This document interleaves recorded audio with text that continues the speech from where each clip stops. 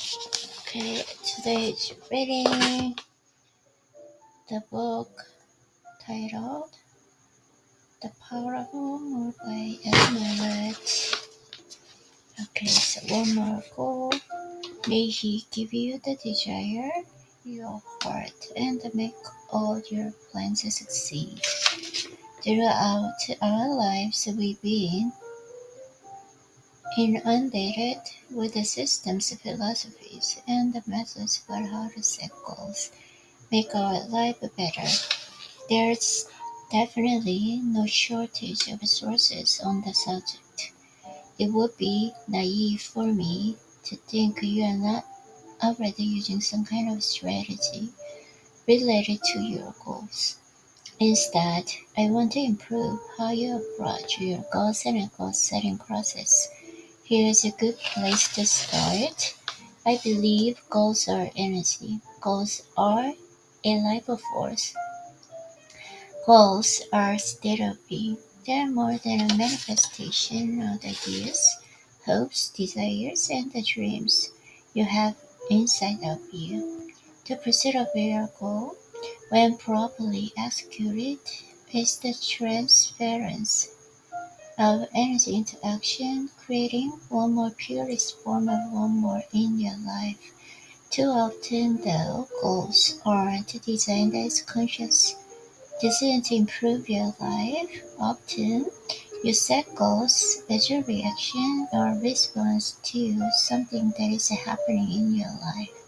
Instead of playing defense, the key is to proactively fill your mind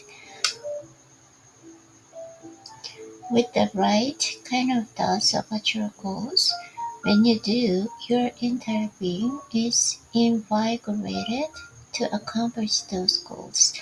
That's because the mind always gravitates to what it is familiar with and draws in whatever resources are necessary to propel you forward. What you think leads to what you need. When you consciously access what you need, your mind sets about the business of making your goals a reality. The relationship between standards and goals. I go into standards. Okay. I go into standards in greater detail in chapter 10, but I want to briefly make sure you understand why goals and standards are linked together and how they work in the tandem for your benefit. Many confuse the two, but they aren't the same. You create goals based on desired outcomes. They start as thoughts in your mind. For example, I'd like to make enough money to donate $10,000 to my favorite charity, or I want to take a trip to Europe this summer are worthy goals. But without a plan of attack to achieve those goals, they have a much less chance of becoming a reality. Your first order of business is to figure out what you are willing to tolerate to meet your goals. What you are willing to tolerate becomes the standard you must implement. Standards are the actions linked to the thoughts you have related to your goals. Creating goals without creating corresponding standard isn't a waste of time. Your standards must be even more intentional than the goals you create. Think of your goals as byproducts and the results of your standards. Conversely, when you put the proper standards in place, you have a much better chance of achieving your goals. The other thing is you can't always control the outcome of your goals. You will fail at achieving some, and you should. For goals to be meaningful, they must be difficult and challenging. However, you can control your standards because they are internal and rest entirely on you and how much you are willing to invest. With that distinction made, you already have a sense of why goals are important. But in my opinion, somehow thinking about the goals and how to create meaningful and achievable goals for your life is entirely wrong. Keep it simple and flexible. There are thousands of people out there who happily want to give you a system of creating goals.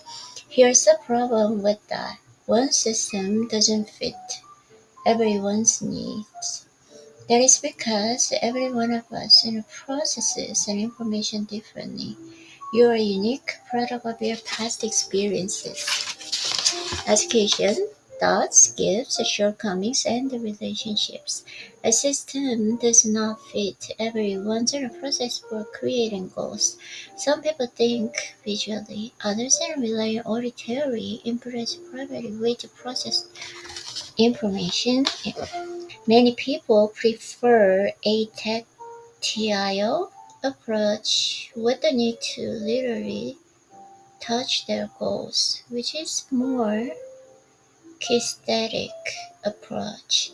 If you've ever gone to a car dealership to drive the car of your dreams, then you know what I mean. Most of us blend these and others approaches to varying degrees in ways that reflect how we've been conditioned to process information. That's why it's impossible to create a goal-setting system that works effectively for 7 billion people on the planet Earth. The other reason I believe many systems don't work is that they're often too complicated. Elite performance CEOs and other highly motivated, results-driven people don't have the time or inclination to dive into elaborate ways and creative goals. Okay. Hmm. The right way to approach such your goals is to keep to a simple plan of attack. I'm going to give you a flexible way to do that so that it makes sense for you no matter who you are. It's not a system, it's a loose framework. You can adapt to execute actions in a most direct way that works best for you. Creating goals in your peak state. You can only create your best goals when you are at your peak state. This state occurs when your mind and body are functioning optimally together. Breaking it down further, think of your thoughts as your conscious mind, as your body, as your subconscious mind. When you're conscious and your subconscious mind work in congruency, you have the powerful force and multiplies and heightens your peak state. I refer to our body as your subconscious mind because too often we only focus on our thoughts when it comes to creating our goals. Our thoughts are what puts us in a conscious state, giving us what we believe to be the right frame of mind to reach our goals. However, we don't realize that for our mind to function optimally, our body must also function optimally. Many people don't pay attention to their body when setting goals, and in this way it becomes a subconscious mind. When we don't put our subconscious mind in a prime state, we are not using all the available tools we have. Unless we tap into all these tools, these know our goals and will best meet our needs. When these tools are in sync, even when our conscious mind isn't actively working on your goals, your subconscious mind will keep pushing forward. Here's a critical point to remember. Your mind always moves in what it is most familiar with. When both your conscious and subconscious minds are engaged on our belief, we are working on your goals all the time. That's why this concept is so powerful. It's also why attaching compelling reason to your goal is critical for success. Compelling reasons drive your goals. Compelling reasons will give you energy and the resiliency to push it through the difficult times and so that you can reach your goals. Compelling reasons translate into goals you are passionate about. Goals are all about change. That's why your goals need to challenge you. If they aren't challenging, then they won't change you. All you're doing is wasting your time. It's not a compelling enough to say you'd like to raise $10,000 for your favorite charity because it would be a nice thing to do. Make it emotional. The more emotional you make your compelling reasons, the more energy and resiliency you will attach to it. And that means you're more likely to raise the $10,000. For example, you need to set in your mind that raising that money will give your children a place to go after school, something you never had as a child, or put researchers in one step closer to curing the disease your mom passed away from. Maybe that money can make a difference by paying for valid needed supplies as a battered woman's shelter. When I was younger, I had some heartbroken. Okay, it's not simply a matter of being more disciplined or more driven. There needs to be an emotional component linked to your goals. That's the compelling motivation that keeps goals from become lethargic burdens. As you create your goals and decide who, what, and why, reasons for what you're about to do. If you aren't fired up, then you will have a difficult time fighting off any distractions that will try to dislodge you from your goal. Make your compelling reason your suit of armor to stave off these kinds of attacks. Many goal-setting systems also encourage you to create a goal categories. Don't do it. You have one life. There's no need to complicate it by categorizing them as finance, faith, and fitness or family goals. Keep it simple. Why burden yourself by complicating goals designed to make your life easier and better? When you create a single list, then the only thing to keep in mind is whether you're creating a momentum building goal or a stretch life altering goal. Momentum building goals are easier to hit. As the name suggests, they build momentum in their life. They are shorter term with a more immediate payoff. You get a reward you can build on. Stringing enough of those together is a lot like gathering speed and going downhill. The only caution here to make sure that these types of goals are still meaningful and challenge. Life-altering goals are harder to hit. You raise the bar on these with the idea that will produce a bigger payoff and result in a bigger growth in you. They take longer, sometimes years to accomplish. The two can be linked together. Let's use a very common goal as an example.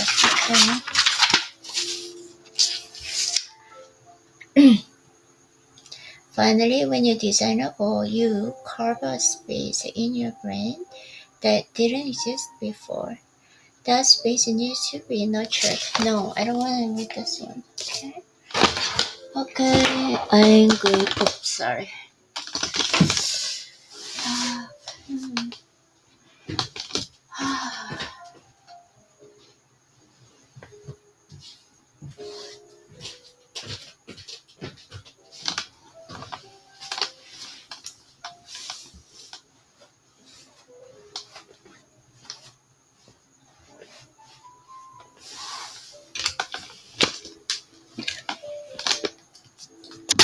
어제 일단 책부터 한번 읽어보도록 할게요. 수련을 읽어보도록 할게요. 네.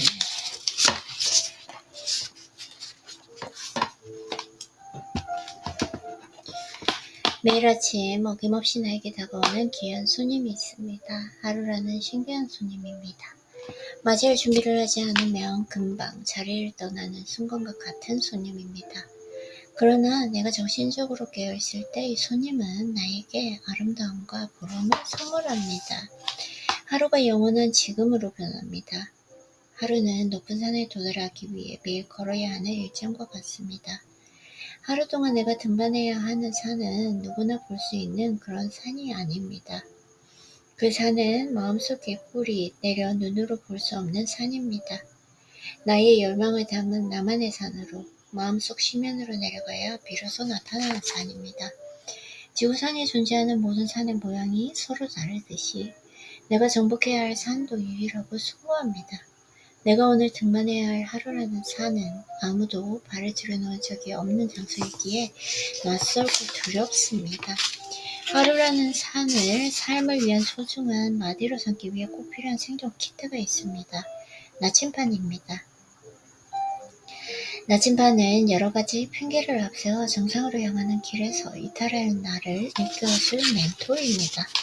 자신만의 나침반을 준비하지 않은 사람은 자신이 가야 할 방향을 알지 못해 다른 사람의 나침반을 흘깃거리며 산을 오릅니다.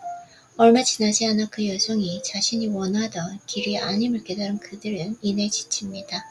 자신에게 유일한 여정이라야만 열정적으로 몰입할 수 있습니다. 나침반은 가시적인 방향을 알려주지만 인간이 가야 할 각자의 나침반은 스스로 만들어야 합니다. 자신을 관조하고 직시하며 자신도 모르게 쌓여있는 자기 중심적인 습관을 벗어던지는 영적인 운동을 시작합니다. 즉, 기도라고 합니다. 단순히 자신이 원하는 것을 보이지 않는 어떠한 존재에게 부탁하는 기도가 아닙니다. 셀라트는 행위입니다. 특정한 방향을 향해 이적인 행위를 일삼던 발과 손, 눈, 입, 그리고 머리를 땅에 댐으로써 과거의 자신과 결별하는 상징적인 움직임입니다. 기도는 욕심으로 가득 찬 오래된 자아를 정신적으로 살해하려는 결심입니다. 이때 몸은 자신이 열망하는 최선의 자신을 고양시키기 위한 장소로 향합니다. 하루에 5번씩 스스로에게 묻습니다. 나는 내가 열망하는 최선의 길을 걷고 있는가? 위대한 개인이란 자신만의 나침반으로 가장 아름다운 산을 오르는 사람입니다. 그는 하루라는 소중한 순간을 가다듬어 독자적인 연구 자석을 끊임없이 수련합니다. 당신은 어떤 나침반을 가지고 있나요? 자신에게 유일한 것을 찾아 사랑에 빠지는 행위입니다.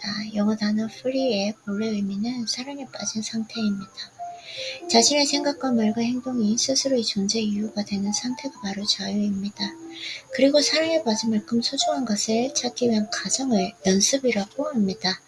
섬세한 마음가짐에서 나옵니다. 이런 마음가짐을 고대 그리스어로 에토스라고 합니다. 연습이란 에토스의 자유롭고 자연스러운 결과입니다. 그는 음악이 인간을 정화하고 안락함을 줄 수 있다고 확신했습니다. 음악에 대한 그의 이런 철학이 있었기에 가능한 일이었을 것입니다. 완벽한 예술을 만드는 것은 남들의 인정과 갈채가 아닙니다. 스스로 완벽하고자 하는 투쟁이며 연습입니다.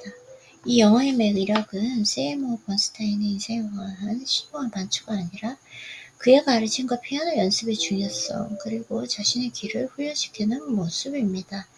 그의 침묵과 공허로 가득한 자신만의 심연에서 피아노라는 도구를 통해 거룩한 길을 묵묵히 걸어가고 있습니다. 길가의 창문 너머로 피아노를 연주하는 세이머 번스타인을 빤히 들여다봅니다. 하지만 그는 자신의 인생을 회고하며 눈을 감고 천천히 그리고 부드럽게 자신의 심연 속으로 들어갑니다. 음악은 문제가 많은 세상에 조화롭게 말합니다. 음악은 외로움과 불만을 쫓아내며 생각과 감정이 편안하게 쉬는 공간입니다. 그곳에서 진리가 뿌리를 내립니다. 음악에는 대충이 없습니다. 변명, 핑계, 조잡함이 존재하지 않습니다. 음악은 완벽을 지향하는 우리 자신의 잠재력을 일깨웁니다. 세이머 번스타인은 그때부터 몰입을 연습했나 봅니다. 몰입을 통해 연습할 우리 각자의 의무는 무엇일까요? 나는 어떻게 하면 무심하면서도 고요하게 내가 원하는 바를 행할 수 있을까요? 오늘 아침 나는 방석에 앉아 지난 일주일 동안 내가 한 일들을 곰곰이 생각해 봅니다. 나 자신에게 감동적인 원대한 목표를 향해 묵묵히 걸었는가? 나의 마음속에서 호시탐탐 일어나는 여러 유혹과 산만함을 간소해 그것들을 초월하기 위해 노력했는가? 매 순간 자신을 감동적으로 혁신하지 않는 사람에게 시간은 허무로 나타납니다. 우리의 삶에서 가장 중요한 것은 당연한 것, 흔한 것, 그래서 볼 수도 없고 언급하지 않은 것들입니다. 나는 오늘 무엇을 생각할 것인가? 나는 오늘을 위한 새로운 초기 설정을 할 것인가? 아니면 어제의 초기 설정을 그대로 수용할 것인가? 오늘을 위한 나의 초기 설정에 대한 노력이 생각이고 그 생각의 훈련이 고유하고 유연한 나만의 감각입니다. 당신은 오늘을 감각하고 있는가? 아니면 환각하고 있는가? 철학자 세네카는 평정심에 관하여에서 목표 설정의 중요성에 대해 이렇게 이야기합니다. 당신의 모든 노력을 한 곳에 집중하십시오. 그리고 그 목표를 항상 눈으로 볼 수 있도록 곁에 두십시오. 우리를 방해하는 것은 사람들의 행위가 아니라 그 사건들에 대한 망상입니다. 목표를 설정하고 그것을 달성하기 위해 정교하게 계획하고 실행하는 그 수련만이 변화무쌍한 환경과 유혹을 극복할 수 있는 무기입니다. 행복은 사실 유행이며 자신과 주변을 대하는 개인의 마음 상태이지 외부와는 상관이 없습니다. 행운은 장님입니다. 인생에 다가오는 크고 작은 일들에 일일이 하지 말라는 충고입니다. 행복이라고 오역되어 상용되었습니다. 아우다이모니아는 위에서 정의한 대로 자신에게 숭고하고 감동적인 것, 즉 자신만의 고유한 천재성을 최선을 다해 매일매일 실천하는 삶, 그런 삶은 평안합니다. 당신의 모든 노력을 한 곳에 집중하십시오. 그리고 그 목표를 항상 눈으로 볼 수 있도록 곁에 두십시오. 우리를 방해하는 것은 사람들의 행위가 아니라 그 사건들에 대한 망상입니다. 그들은 그 찰나를 포착하기 위해 몰입합니다. 그리고 무아의 상태에서 셔터를 누릅니다. 그들의 몰입과 통찰은 사진 한 장으로 과감하게 표현됩니다. 내가 아는 유일한 사실은 내가 아무것도 모른다는 사실이다. 말은 행동으로 옮겨질 때 완성됩니다. 그러나 말이 말로 그치고 행동으로 구체화되지 못하면 거짓이 됩니다.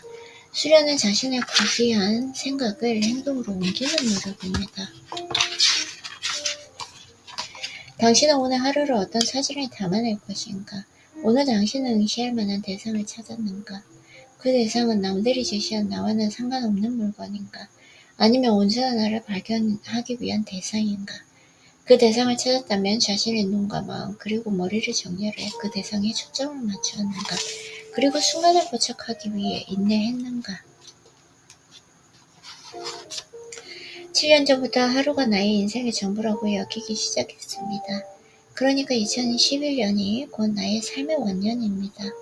그때 나는 이전의 삶을 아낌없이 버렸습니다. 그리고 그 비어있는 상태에서 새로운 나의 존재를 찾기 위해 여정을 시작했습니다. 그런 목적지를 가지고 있습니까? 그 목적지를 가지고 있다면 그곳을 향해 나아가고 있습니까? 그 여정을 떠날 장소와 시간을 알려드리겠습니다. 바로 지금 여기입니다.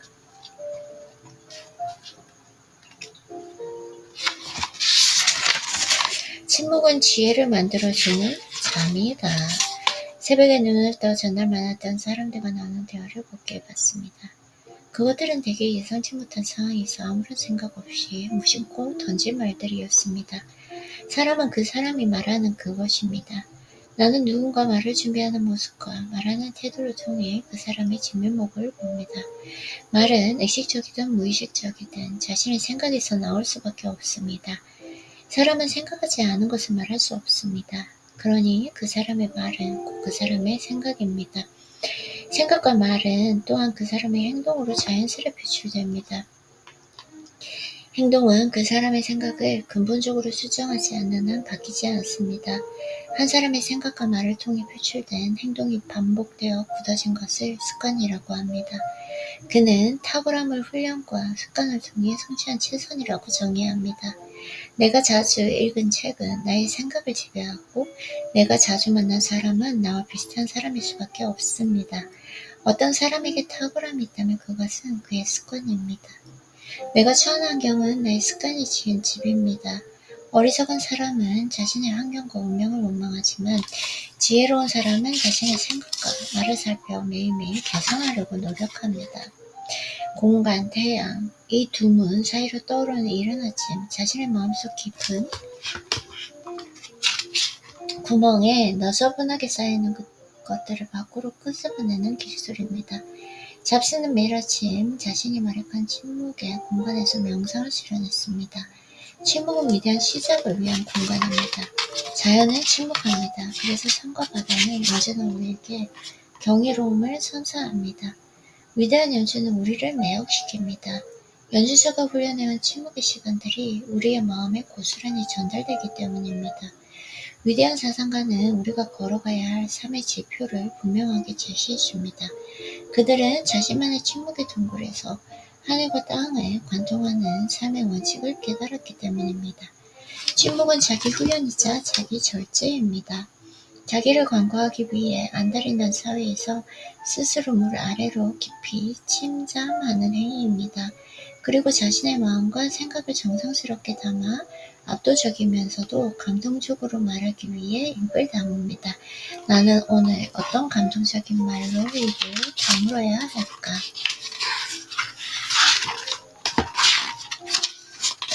그들은 자신에게 감동을 줄 수 있는 인생이라는 예술작품을 만들기 위해 모르겠을 뿐입니다. 달은 현재 자신이 안주하는 법이 없습니다. 시간에 따라 다른 모습으로 변신하며 자신이 가야 할 길을 묵묵히 걸어갑니다. 처음에는 거의 보이지 않는 약한 모습으로 등장하지만 시간이 지나면서 점차 완벽한 모습으로 변화합니다. 달은 자신을 비출 줄 압니다. 완벽한 보름달의 모습을 유지하려고 안달하며 애쓰지 않습니다. 자신의 모습을 다시 입고서 아무것도 아닌 상태로 돌아갑니다. 달에게 비움과 체험은 하나입니다.